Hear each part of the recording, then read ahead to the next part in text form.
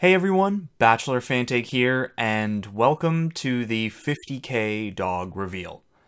On my live streams, I promised that if we reached 50k subs, I'd introduce you all to my two dogs. Now, if this isn't your jam, don't worry, more Bachelor content is coming your way in the days to come. This is just a bonus and a thank you to everyone who subbed, watched, and just been awesome in this community.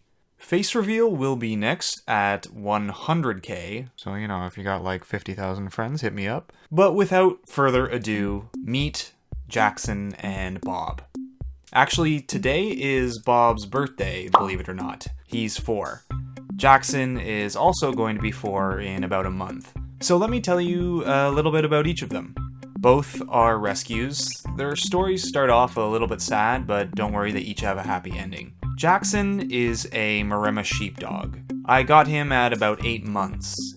So Jackson was surrendered to the shelter because he got to be too big and unruly for whoever originally got him. I don't know about it, they obviously just didn't do their research or something, because here's a Maremma puppy and here's Jackson at 8 months. Pretty big.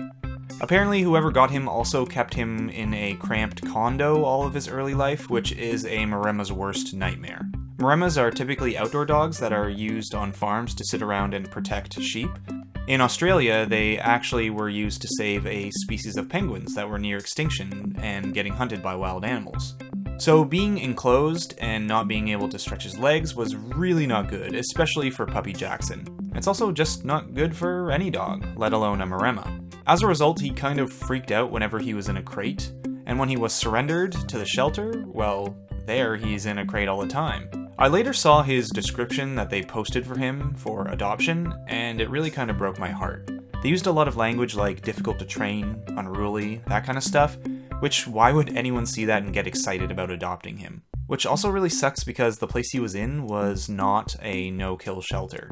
So I saw Jackson at this sort of dog festival thing, the kind of place where dog companies bring reps to sell their stuff and adoption agencies were there. When I saw Jackson, he was just super smiley. Thinking back, he was probably just so relieved to be outside. I took him for a walk and, that was it. I took him home that day. Luckily, at the time, I lived on the bottom floor of a house which had a yard, so no tight condo for him anymore. And all of that talk of him being unruly was really only ever when he was put into a crate. If he was in a crate, he would just chew and gnaw at the crate until he broke out. But when he got out, all he wanted to do was just sit on the couch. He didn't tear anything apart or get into much, he just wanted his freedom.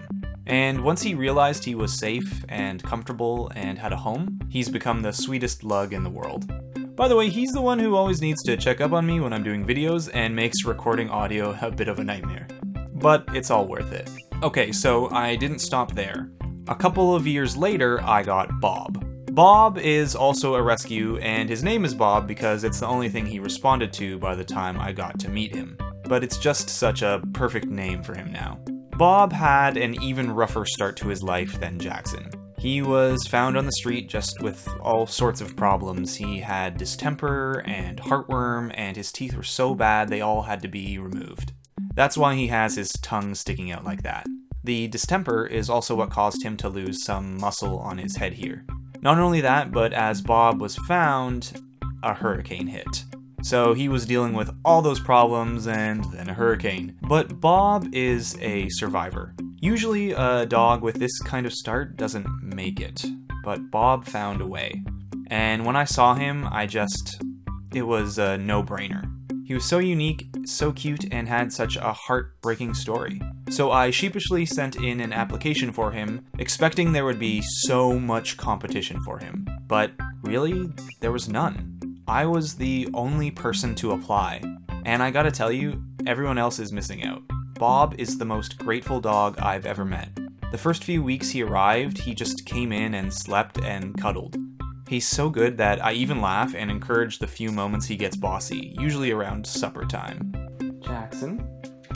Bob? Oh, is it supper time? Is it supper time? Yeah, I know it's bad to let your dogs jump up on you like that, but Bob never does it, only during supper time. Gimme that. Give me that. Let's go get your food. All he wants to do all day is nap, suntan, and maybe go out and chase something here and there. And if you're wondering, he's 100% healthy now. No heartworm, no disease, just a happy Bob. So there they are, my puppies that are, well, not quite puppies, but I still call them that. Thanks for taking the time to learn about them and for subbing to the channel. Hope this was a little extra fun bonus for you. We'll be back with more Bachelor in Paradise really soon, so until then, Bachelor Fantake, Jackson, and Bob, out.